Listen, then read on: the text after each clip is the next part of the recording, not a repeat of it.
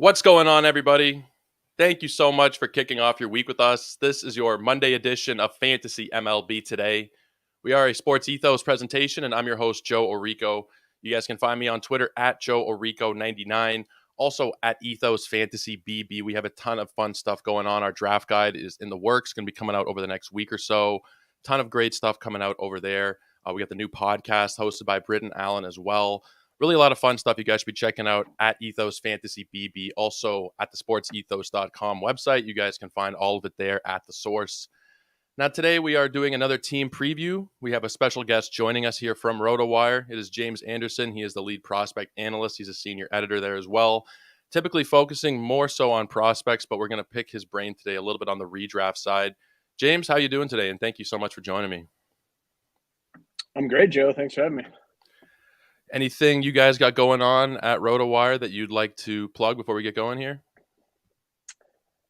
I mean, this is a really great time to sign up for RotoWire if you're not already a subscriber. I've got a lot of first-year player draft content up on the site if you are in Dynasty Leagues and you're looking for some first-year player draft stuff. My prospect rankings and my Dynasty rankings have both been fully updated within the past month or so. Those will both be getting another update right around the start of the season. I'm doing articles, got some articles coming out, podcast every Wednesday, radio show firing back up on Sirius XM in a week. So just a great time to be over at RotoWire, and again, really appreciate you having me on. Yeah, no, it's great to have you. Like I said before, I saw you in Arizona. I think it was at the poker game I saw you, and there was just too much going on, too many people there. I didn't actually get the chance to pick your brain. We're going to do that today. First, you guys should go follow James on Twitter at RealJRAnderson. Great stuff there. You guys do live shows all the time. And like we said, one of the best prospect minds in the game. So you should really be following James' work. Now, like I said, though, we're going to talk Milwaukee Brewers today. You're in Wisconsin. I've seen you tweet out some Brewers stuff. I'm assuming you're a fan. I'm assuming you're a Brewers fan. But sometimes, based on your tweets, it's hard to tell sometimes. Yeah, I'm a Brewers observer, and I want them to do well. But I definitely wouldn't say that I'm sort of like an unrealistic fan. I'm very sort of grounded in my realism regarding the team. So. Yeah, there's some things to like, specifically in the rotation. There's some things maybe not to like. Just looking at some projections, the batting averages specifically, I don't think this team's going to hit for a very high average. But let's get going at the top of the lineup here. We're going to be going through roster resource if you guys want to follow along. Also might be referencing some ADP numbers from the NFBC. But let's start at the top with Christian Yelich. I was always a big Christian Yelich guy. These last couple of years have been nothing but cold water on the hype that was his first couple of seasons in the bigs. The projections are still very good, but definitely not the Christian Yelich that maybe we thought he was going to be a couple of years ago. What are your thoughts on him? What are your thoughts on his draft price this season? Yeah, I think his price is pretty fair right now. I don't like him as much as, say a Suzuki or even Tyler O'Neill in the same division, but he is starting to kind of go behind those guys a little bit. You're drafting runs, you're drafting double-digit steals with non-zero power. You're drafting the playing time. I mean, with his contract, he's going to play probably more than he should. He did need 154 games last year to get to 22 stolen base attempts. But I do think he just will continue to run to kind of make up for the fact he's not a massive run producer anymore himself. He does still make as good a contact as anyone on the team, just from an EV standpoint, and his swing decisions are probably still the best on the team. But his ground ball rate has spiked, and it got to the point last season where it was like a 59% ground ball rate, and so he only ended up getting shifted on 30% of the time because he was just kind of peppering ground balls to all fields with regularity. So he could get to another level if he's able to really kind of overhaul the swing and the launch angle, but I don't think we should expect that at this point, kind of given how consistent the skills have been over the last couple of years. In terms of the projections, they're generally calling for about 16 and 15 good runs, kind of subpar RBIs. The batting average is interesting. You mentioned the shift percentage is kind of low, and looking at like a left-handed hitter, you just assume. I know people who maybe don't follow it as closely would just assume all left-handed hitters would get a bit of a boost this year because of the lack of a shift, but maybe that won't be something with Yelich that really impacts him so much. He was like a 300 hitter throughout the first several years of his career. These last few seasons have been pretty poor, though. You don't think the shift is going to impact him too much, or the removal of the shift? I think for him to get a bump, it's going to have to be something he's doing differently. I think during that sort of 2.5 year peak, he was, a line drive machine. If he can kind of get the ball in the air a bit more, and it doesn't even need to be sort of over the fence power, he, like I said, he's still hitting the ball hard enough, and he's still swinging at the right pitches that he could really take a big jump in terms of batting average and power. But I don't think it'll come from just the fact that people can't shift him anymore, because he is it's such a ground ball heavy diet of batted balls for him. And like I said, they weren't really shifting him a ton last year anyway. So upping that, it's just not going to make a noticeable difference if he's the exact same hitter. Yeah, I tend to agree. I don't mind the draft price going around the 120 range. I think there's still room for value there. Could give you 20 homers and 20 steals with a 250 average even. That would be worth the draft price in my opinion. But let's keep it going with Willy Adames. I really like Adames. The projections like him as much as anybody on this team. I'm looking at ATC. They got him for 28 homers, 84 runs, 84 ribbies, 7 steals. Like I said off the top, no one's really going to have a great batting average on this team this year. The highest projected batting average is Sal Frelick, 272, and that's only over 32 games. But what do you think for Adames as a whole for this upcoming season? Yeah, he's kind of the anti-Yelich because he just has an optimized swing for maximizing his power, and so I think the projections have him pegged pretty well. Hit around 245, 250 with 30-ish homers. His playing time is the most secure on the team. He's going to play shortstop every day when he's healthy, and he's going to hit second in the lineup probably. So there's a lot to like with Adames. The power. I mean, it's stolen bases are kind of not necessarily where you want him to be in a shortstop that you're taking this high, but I mean he is going to run more than guys like Carlos Correa. I think he's kind of similar to Jeremy Pena, but he's going to have a better spot in the lineup, so I prefer him to Pena. But yeah, I like Adames a lot. He's really kind of getting the most out of his raw talent right now. Yeah, I think I'd slightly prefer him over Pena. He's going about 20 picks ahead of him, but I think it's pretty close when you factor like Pena's in a much better lineup, but Adames does have a better lineup position. I think it'll be pretty close, but I mean, Adames almost had 100 RBIs last year, 31 homers. Not necessarily a breakout because he did something kind of similar the year before. But I think a very safe draft pick, round pick 100, depending on where you are. Obviously, there's new sites opening up their drafting technology, so it might vary a little bit, but roughly around pick 100, I think it's pretty good value on Willy Adames. He might be the best hitter in this lineup at this point. In terms of power, though, I think the best hitter in this lineup is probably the next guy up on the list. Former Blue Jay. I'm a Toronto guy, so I'm always going to hold him a little bit closer to my heart. Rowdy Tellez. He kind of broke out last season. Are we going to see another 30, 35 home run year from him, or is that kind of an anomaly, you think? Or is this who he is going forward? No, I think that's who he is, and I think you're going to even see his batting average go up. I mean, everyone knows his batting average is probably going to go up.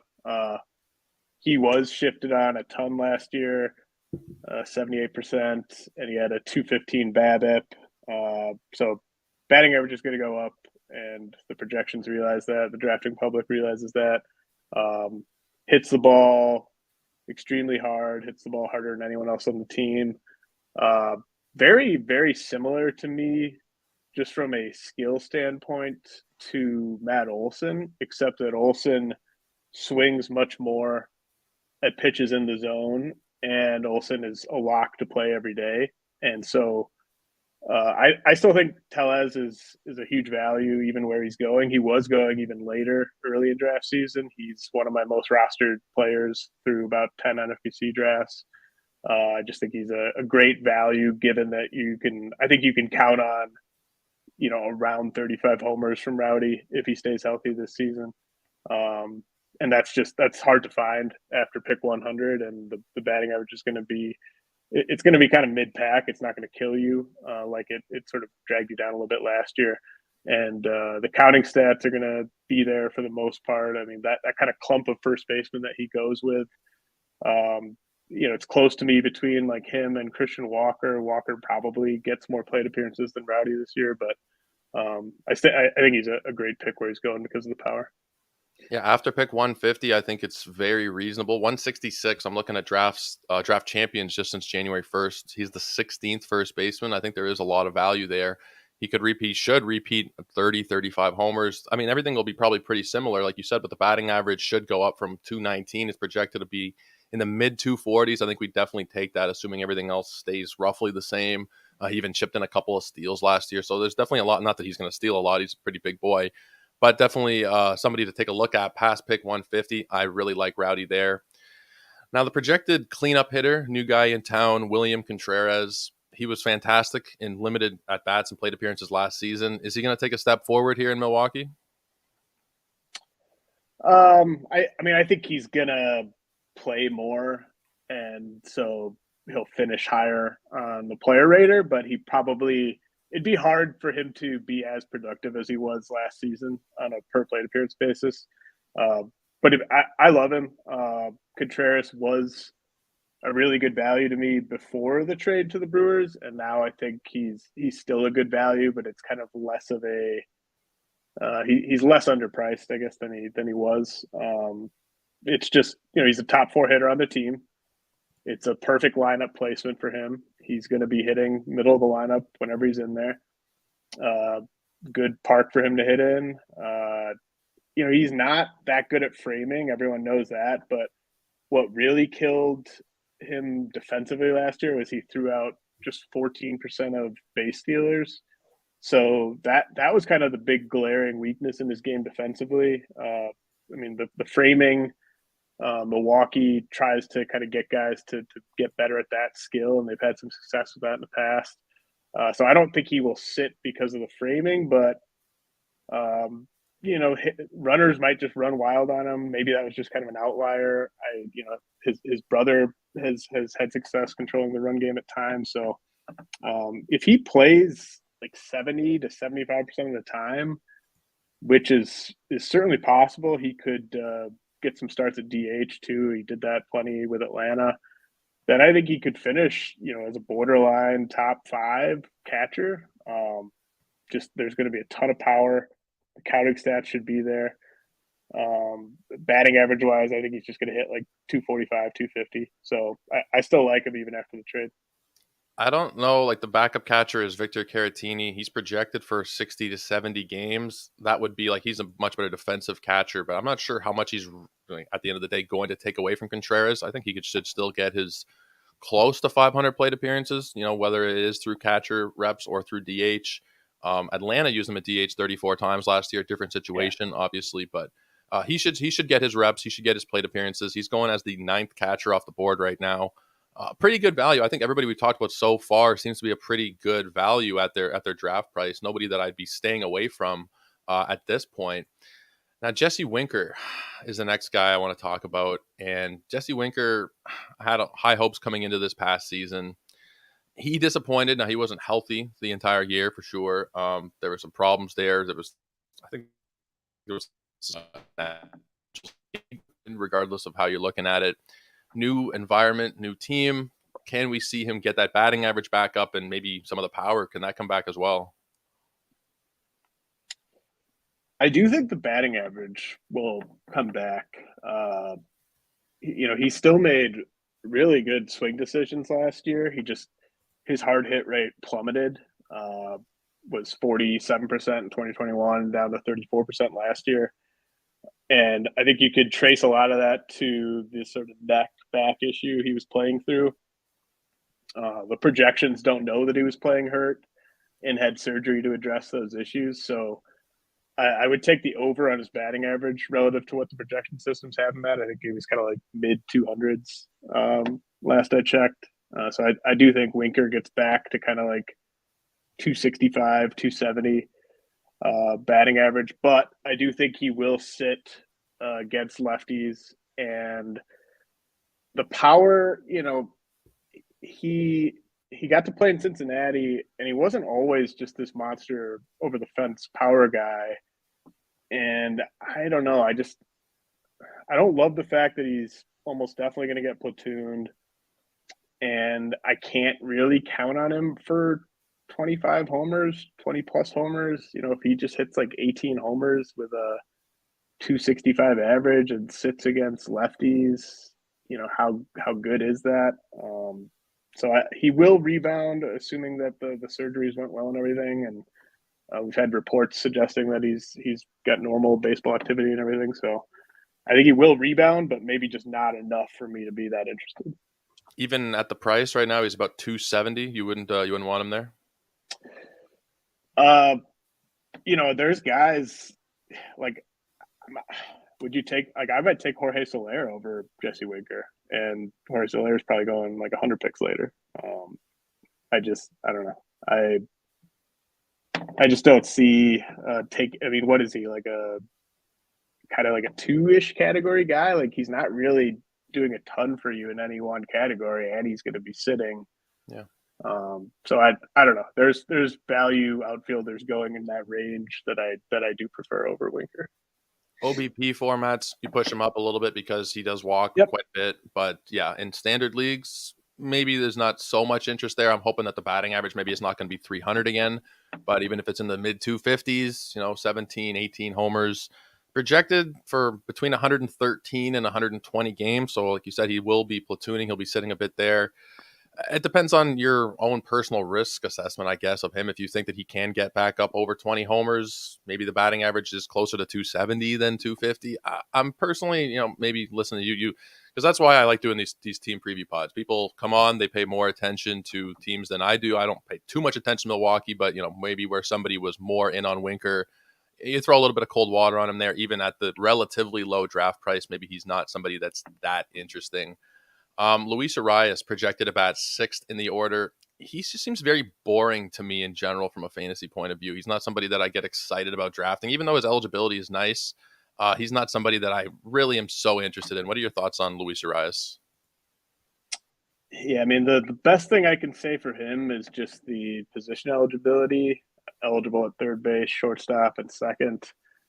And he will play every day to start the year. So that part of it's nice, but his 95th percentile exit velocity last year was 102.5 miles an hour, and that's really down there. That's down with like a lot of just the zero power type of guys. So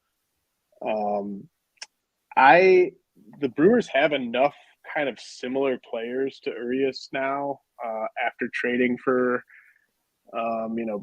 Owen Miller, Abraham Toro, just a bunch of kind of bench righty hitting infielder types that could push Urias. Like, if he's just not hitting for that much power and getting on base at like a 300 clip or something, like, I don't think he's a lock to just keep playing through that. And they have other options. So the fact that he won't really help you with speed, I just don't see enough in terms of exit velocity to project some sort of gain in power. So I haven't really been going after him. I think he's kind of similar statistically to what you're going to get out of Winker. Mid-teens, maybe low 20s homers, maybe 150 runs and RBIs put together in a 250 some odd batting average. I'd be a little bit more interested in him than in Winker just because of the eligibility, second, third, and short. But like I said, not somebody that really you feel excited about drafting. He's going in the 240 range. He's kind of a fallback bench. I mean, I guess if you're in like a draft champions, it's maybe not going to be a bench option at that point yet. Pretty close anyway. But if you're talking like your standard 10 and 12 team leagues, I'm not really going to be interested. I find a lot of content. Whoever is doing it, we always kind of focus on the NFBC, but as there are home leagues, 12 teamers opening back up again, I feel like people are going to start absorbing more content for those Yahoos and ESPNs and CBSs. He's going to be like at the end of that draft range where maybe you take a shot with your last pick just to have a little bit of positional versatility. But Not somebody that I've been drafting at all. I've done 5 or 6 drafts. I don't have any shares of Urias. I'm just not really there with him. In terms of the rest of the batting order, those are the 6 guys that are really truly interesting, I think. But in terms of like Garrett Mitchell, the end of the order guys, what are your thoughts on their projections for the rest of this or for this upcoming season? I guess not for the rest of the season. Yeah, so I think Garrett Mitchell actually has a sneaky high fantasy ceiling as early as this season. He has been getting drafted. Like, I wish he was just going a little bit later, and I wish he was kind of going in like sort of pure flyer territory. Uh, but he struck out. People look at the 41.2% strikeout rate, and I think it actually maybe kind of oversells how overmatched he was against big league pitching. And obviously the BABIP is crazy high. Like, so you can't. There's just so much noise in his brief big league debut, but he's by far the Brewers' best defensive outfielder. And I'm not 100% sure that he's actually going to sit against all lefties. Maybe he sits against some tough lefties, but they've got below average defensive outfielders pretty much everywhere else other than Mitchell in center field. Maybe Tyrone Taylor is kind of average in a court in like left field or something, but Christian Yelich is a butcher. Jesse Winker is terrible in the outfield. So I wouldn't be surprised if Mitchell's glove actually earns him more playing time if he's keeping his head above water at the plate. And he was 8 for 8 on stolen base attempts in 68 plate appearances last year. Obviously, you're gonna have some weird stolen base variants in September and stuff like that, but I see a scenario where Mitchell really out earns his draft day price. So I think he's pretty interesting. But I haven't really ended up with him just because of he does go in a range where you are passing on some safer options, I guess. Yeah, I mean, like you said, the 40% strikeout rate, it's only over 28 games in the minors. He's always been maybe a bit above average in the mid 20s, but he's not going to strike out 40% of the time. The defense will be good. The steal numbers should be pretty good. I could definitely see him outperforming the draft slot, which is 302 right now. I wish he was a little bit later, like you said, but I don't think it's terrible. Like I mentioned before, like if you're in a 12-teamer or something, if you want to use your last pick on him, there could be decent upside there.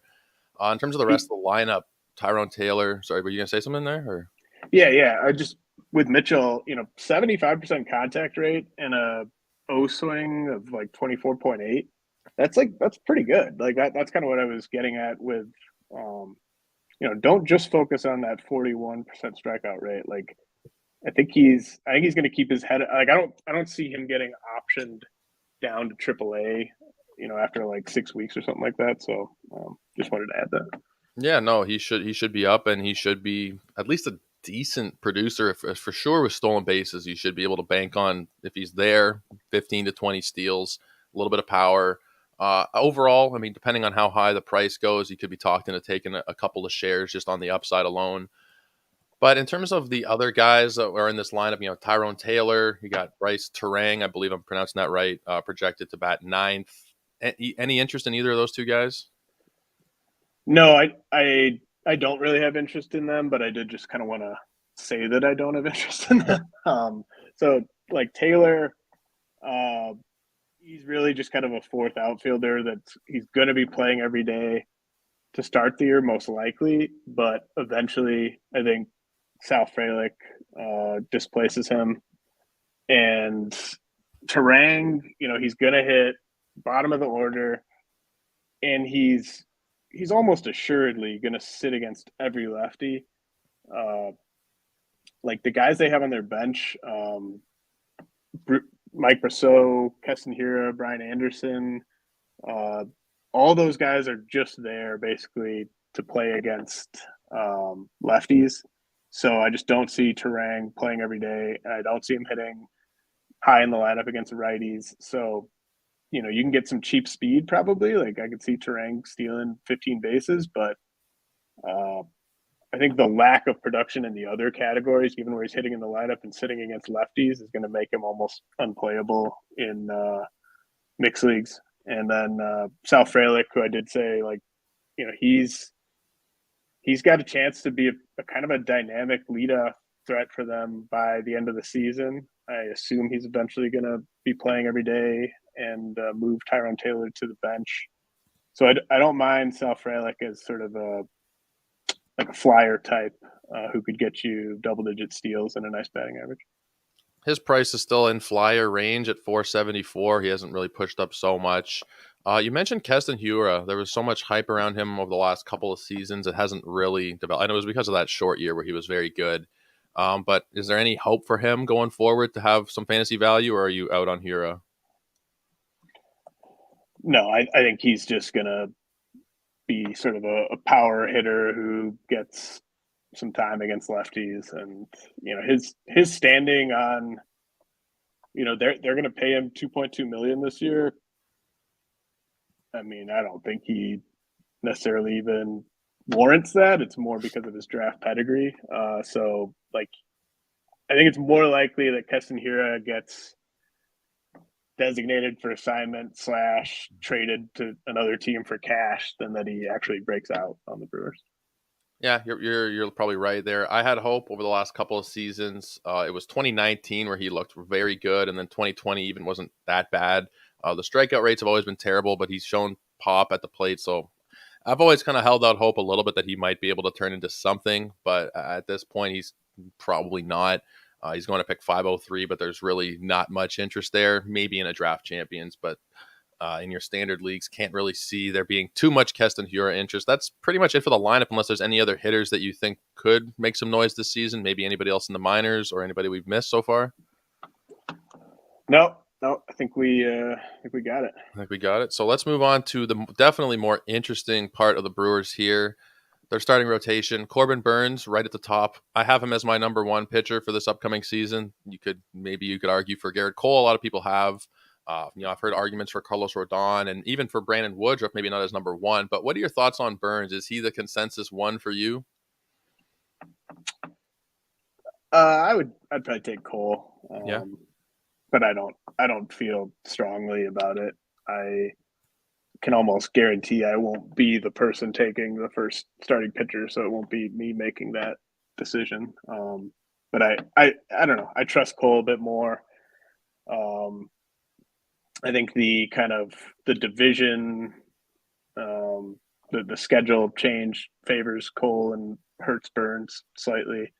But Burnes he's great. I don't really have anything negative to say about Burnes. It's just I like Cole just a tiny bit more. Yeah, I think when we were talking, I forget, it was some podcast. It might have been On the Corner with Nick and Alex, Nick Pollock and Alex Fast. I think they were talking about how he was a little bit inconsistent last season. I haven't really looked at his splits, but there was a couple months where he was really not as great, and then it kind of averaged out to still being very good. But let me just see here. It was August where he was really bad, almost a 5 ERA. Every other month was pretty good, but the second half overall, 3.97 ERA, where he had a 2.14 in the first half. So maybe some people will be a little bit scared by that potentially. I personally think he's still incredibly elite. You can make the argument for Cole. I think either way, you're not going so wrong. My personal thing with Cole, not to get into Yankees too much, but I think it's the home runs, and I think part of it too is I'm a head-to-head player predominantly. I play Roto as well, but I love the head-to-head. In the last couple of Septembers, when you've been in the head-to-head playoffs, he's not performed, and maybe that's just nonsense. It's not going to carry over another year. It's just something personally that's worried me. I have him at number 3. I have Shane McClanahan at number 2, and I've kind of bounced the two of them back and forth a little bit. I maybe should put Cole at number 2. A little bit about run factors there with him. Is that something that factored into your decisions at all in terms of your rankings, projections? I mean, I'm really I'm sort of the opposite of you. So I mostly play Roto. And I'm looking at, when I look at Garrett Cole, I'm looking at the amount of strikeouts I'm drafting and the confidence that I'm getting those strikeouts relative to the other guys. It's just higher.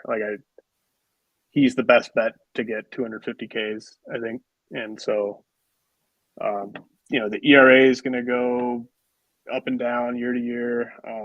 I also wonder, and I, kind of jokingly mentioned this on a podcast earlier in the offseason, but that report about the Yankees balls basically being juiced to kind of help Aaron Judge set that record. Now Garrett Cole isn't going to have juiced balls in the game, like in theory. Not, you can't count on that, but that's like a small sort of soft factor you could look at to kind of say maybe this is why Cole gave up so many home runs last year. Like the ball wasn't normal because they were trying to juice Aaron Judge's home run total. So Yeah.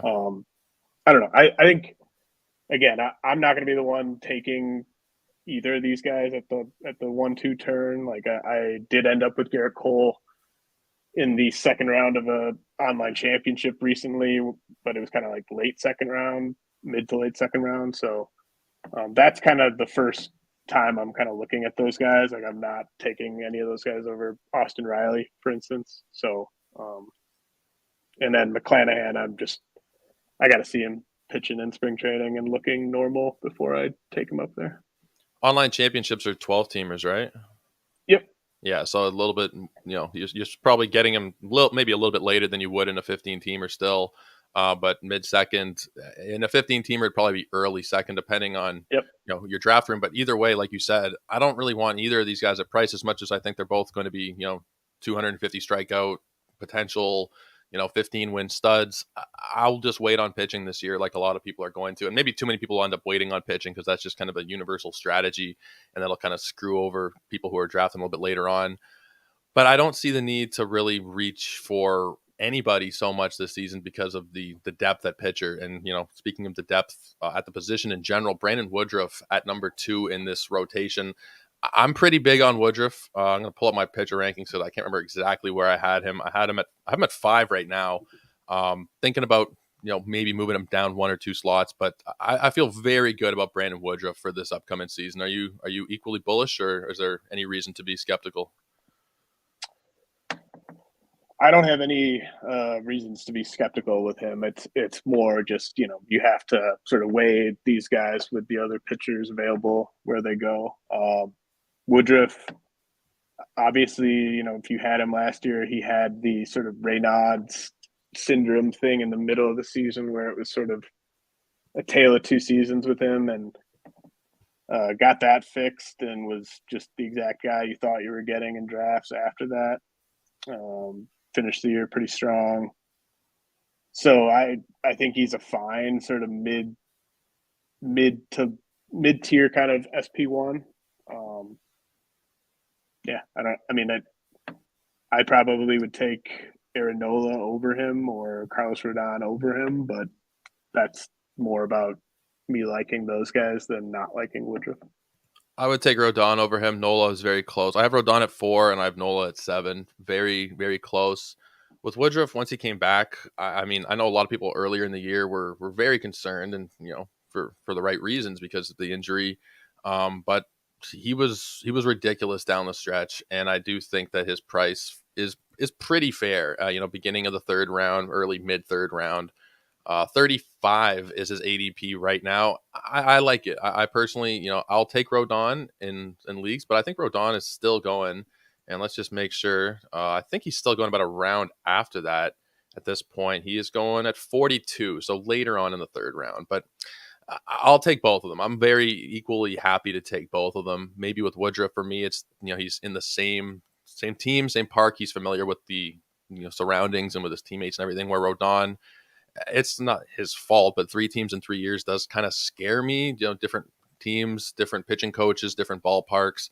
I'm not really worried about Yankee Stadium, but just in terms of Woodruff, I'm pretty happy to be taking him at the beginning of the 3rd round, even though I probably would slightly favor Carlos Rodon there.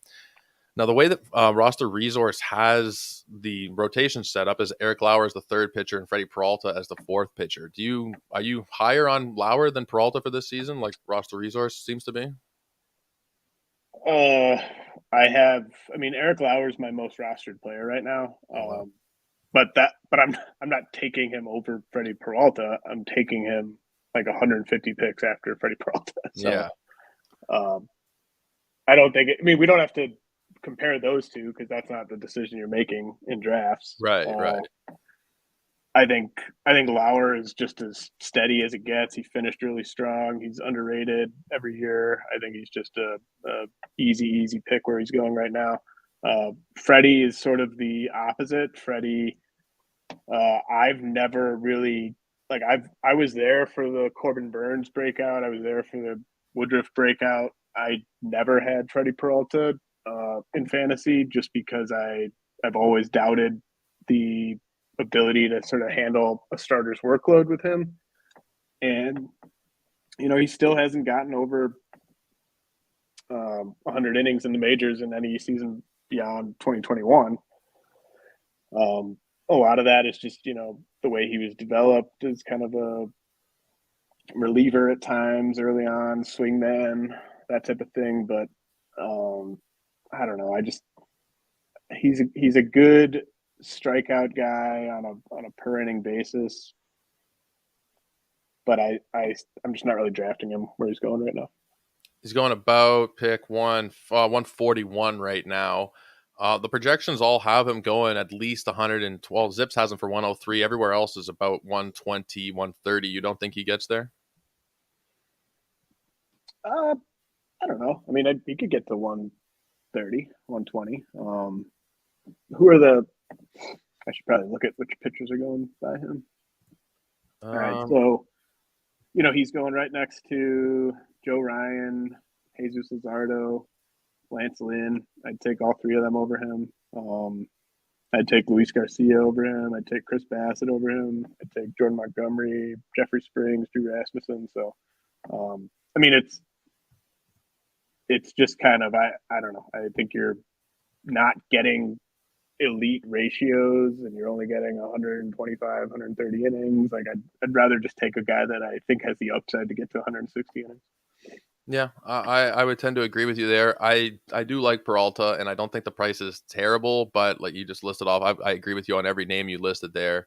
I'll take all those guys. I'll probably take Kershaw, even though he's around earlier. Yep.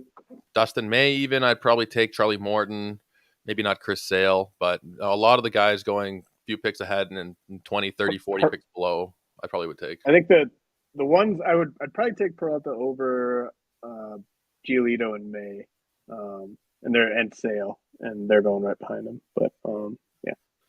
Yeah, I like this rotation as a whole. I think it's very good. Wade Miley is currently listed as the fifth starter. Aaron Ashby, we heard earlier or I guess would have been late last week, that he's going to be behind the rest of the starters because he's got some shoulder problems. It must impact the way you feel about him heading into the season, but how much is that going to keep you away from drafting Aaron Ashby? I'm not drafting him right now. I drafted him before the news in a few leagues, and I don't think it's panic time in Dynasty, or even if you already drafted him in a redraft league. I mean, this is basically the same news as we got on Zach Wheeler this time last year, and it just was kind of a delayed start to the season for Wheeler, and you still got plenty of value out of him. But it could be worse than that. Like shoulder soreness, shoulder inflammation, whatever it is, like this could be something he gets over by mid-March. It could be something that ends with him like on the IL for a couple of months. So it's just a pretty wide range of outcomes right now. So I'm just kind of following it. And if the news suggests that he's only going to miss like the first couple turns in the rotation, then I might still take him in sort of late March drafts as a stash. But I'm definitely hands off for now until I get more information. Yeah, there was already concern based on last year. Now, I mean, you never want to draft anybody with injury, with the cloud of injury, but when you know for a fact that they're going to be missing some time, it's probably not the wisest decision. As much as I love Ashby and the skills, I personally can't be doing it.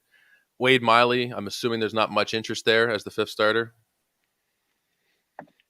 No, I mean he's just a streamer in pretty much all formats. I would I would say. Like he's not a guy who's that risky to me from a ratio standpoint, but he's just not going to give you many strikeouts at all. So you're streaming him to try to get wins when he's got to start against the Pirates or the Cubs or something like that. But I don't think he's someone you should be rostering throughout the season, even in really deep leagues. Yeah, I mean, it might make sense. If you're in draft champions right now, you get some starts earlier in the season, maybe if you want to take that risk. And then even if let's say Ashby does come back healthy, we still know there could be some concerns with the rotation here and there. We know every rotation goes through things throughout the season. He could probably still end up making 20-ish starts potentially. So I wouldn't hate him in a draft champions where he's going 538. I think there's some value there, but not somebody to be pushing up your boards by any means. Are there any minor league starters you think could potentially come up this season and maybe take away some of those starts? Uh, they've got they've got an interesting collection of like seventh starter guys. But in terms of just straight up pitching prospects, it's Robert Gasser, and that's it. He's a borderline top 100 prospect for me. I think I've got him as like a top 25 pitching prospect. Uh, really fits what the Brewers look for in pitchers. Has deceptive qualities with his pitches, and strikeout rate sort of spiked after that trade. So I'm interested to see how he looks this spring, but he's got enough to work on where I wouldn't think he'd be a realistic option in the rotation till midsummer. Okay, somebody to keep on your radar for sure.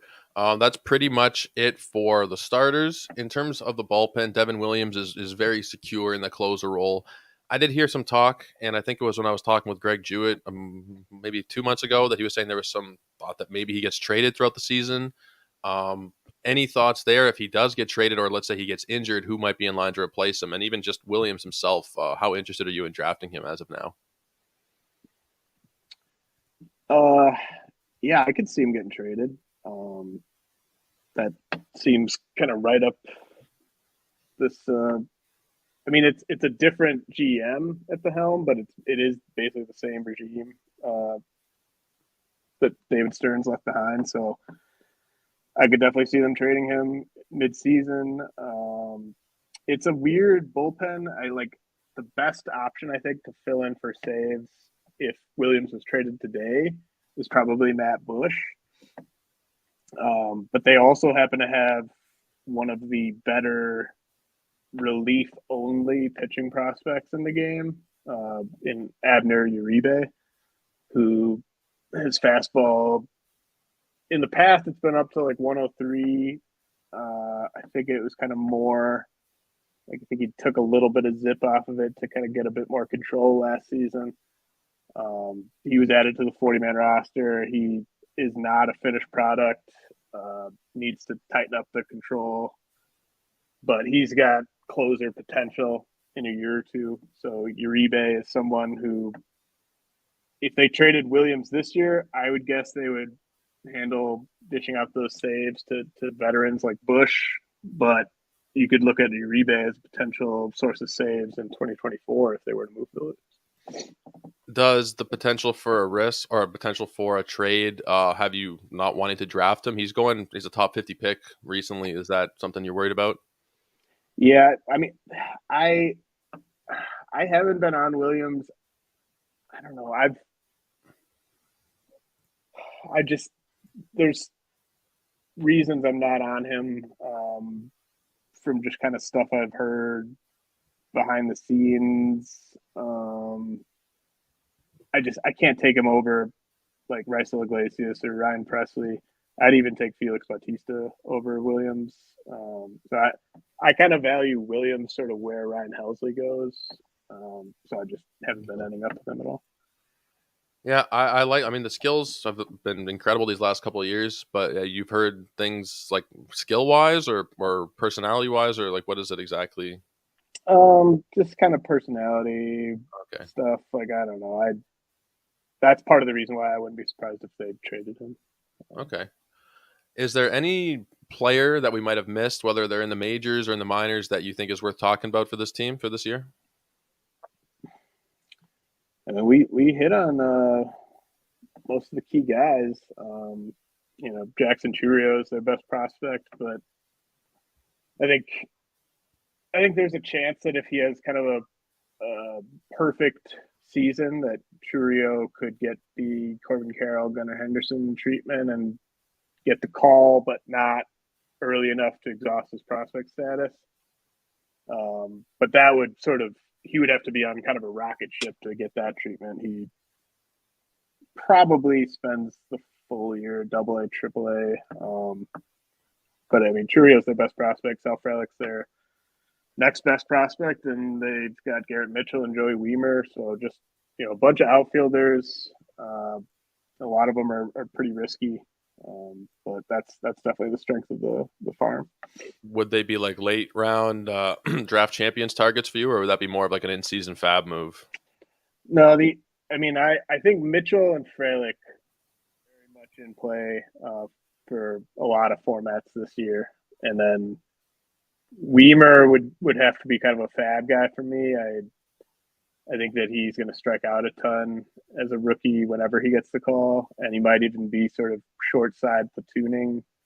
And then Chourio, if he gets the call at the end of August, maybe do you have some fab left over for him? But I don't think he's someone you need to take and draft and hold.